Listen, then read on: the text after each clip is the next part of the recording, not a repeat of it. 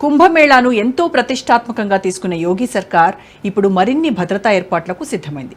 అలాగే మౌని అమావాస్య రోజు జరిగిన తొక్కిసలాట, మృతుల సంఖ్యతో పాటు పలు సందర్భాల్లో జరిగిన ఫైర్ యాక్సిడెంట్ కూడా పరిగణలోకి తీసుకుంది. ఇక మౌని అమావాస్య తొక్కిసలాటపై ఇప్పటికే యూపీ ప్రభుత్వం జ్యుడిషియల్ కమిషన్ వేయడం విశేషం. విచారణ విషయంలో ప్రభుత్వ జోక్యం లేకుండా స్వతంత్ర ప్రతిపత్తి గల కమిషన్ ఏర్పాటు చేయడాన్ని పలువురు స్వాగతిస్తున్నారు. పలు ప్రమాదాలు జరిగినా మళ్లీ ఇలాంటి అవకాశం రాదనే భావనతో ప్రయాగకు పయనమవుతున్న వారి సంఖ్య నానాటికి పెరుగుతోంది అంటున్నారు.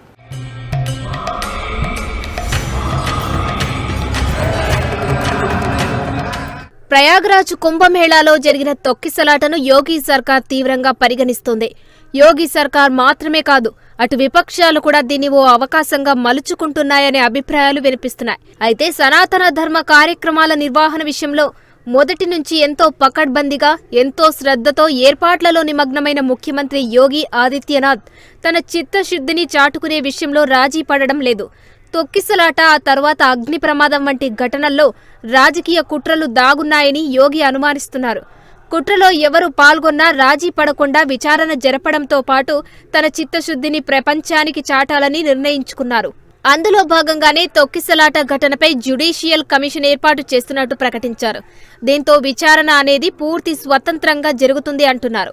మరోవైపు ఈ ఘటన జరగడాన్ని జీర్ణించుకోలేకపోయిన ముఖ్యమంత్రి యోగి ఆదిత్యనాథ్ ఎంతో భావోద్వేగం చెందారు. ప్రాణాలు కోల్పోయిన వారికి ప్రగాఢ సానుభూతి తెలుపుతూ వారి కుటుంబాలకు అండగా ఉంటామని, ఇలాంటి ఘటన జరుగుతుందని ఊహించలేదని కన్నీటి పర్యంతమయ్యారు.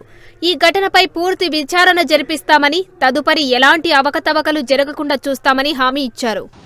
घटना दुखद है, मर्माहत करने वाला है. उन सभी परिजनों के प्रति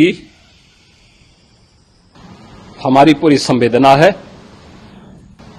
हम लोग रात्रि से ही लगातार प्रशासन के संपर्क में हैं. मेला प्राधिकरण, पुलिस प्रशासन, एनडीआरएफ, एसडीआरएफ और भी अन्य जितने भी व्यवस्थाएं हो सकती थी उन सबको वहां पर तैनात किया गया है. ఇక వెంటనే తొక్కిసలాటపై యూపీ సర్కార్ నియమించిన త్రిసభ్య జ్యుడిషియల్ కమిషన్ కుంభమేళాను సందర్శించింది. ఘటన జరిగిన క్రమాన్ని, ఏర్పాట్లను, భద్రతా సిబ్బంది నియామకం వంటి పలు అంశాలను పరిశీలించింది. మేళాకు వచ్చే భక్తుల సౌకర్యార్థం మొత్తం 360 పడకలతో 23 ఆసుపత్రులను అందుబాటులోకి తీసుకువచ్చింది యోగి సర్కార్. అదనంగా 10 ప్రాథమిక చికిత్సా కేంద్రాలను కూడా ఏర్పాటు చేశారు. మరోవైపు తాము చేసిన సూచనలను యోగి సర్కార్ పట్టించుకోలేదని స్థానిక కాంగ్రెస్ నేతలు ఆరోపిస్తున్నారు. రద్దీ నియంత్రణలో అధికారుల భారీ వైఫల్యం కారణంగానే ప్రమాదం జరిగిందని వారు అంటున్నారు. కుంభమేళా అంతటా మోడీ, యోగి చిత్రాలతో నింపేసి ప్రచార కార్యక్రమంగా మార్చేశారని, వారే ఈ తొక్కిసలాటకు నైతిక బాధ్యత వహించాలని అంటున్నారు. మరోవైపు ఈ తొక్కిసలాటకు ఉత్తరప్రదేశ్ ప్రభుత్వం బాధ్యత వహించాలంటూ సుప్రీంకోర్టులో ఓ న్యాయవాది పిటిషన్ దాఖలు చేశారు. భవిష్యత్తులో ఎక్కడా ఇలాంటి దుర్ఘటనలు చోటు చేసుకోకుండా అన్ని రాష్ట్రాలకు స్పష్టమైన, విధానపరమైన మార్గదర్శకాలు జారీ చేయాలని ఆ పిటిషన్లో కోరారు. ఈ పిటిషన్పై యూపీ ప్రభుత్వం స్టేటస్ రిపోర్ట్ సమర్పించాల్సి ఉంటుంది.